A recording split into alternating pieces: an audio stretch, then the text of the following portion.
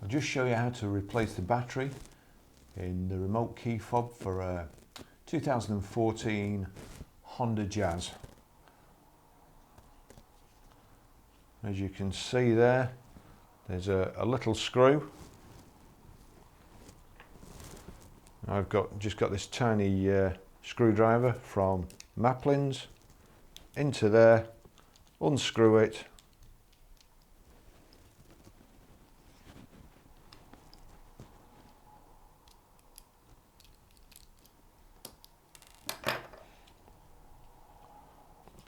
then if you just pull that towards you like so,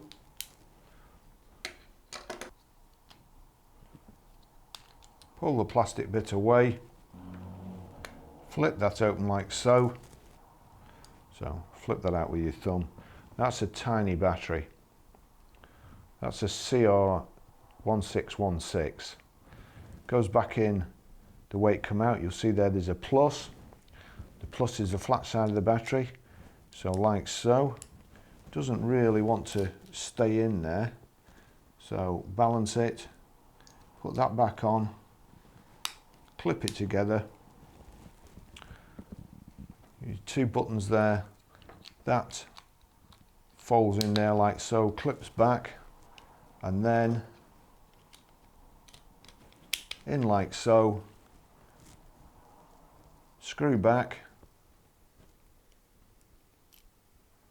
which is sounds a lot easier than it is,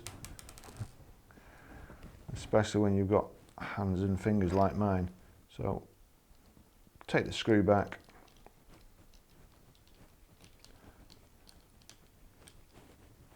that's it done. That's probably one of the most complicated and well-made keys I've ever come across, but typical Honda.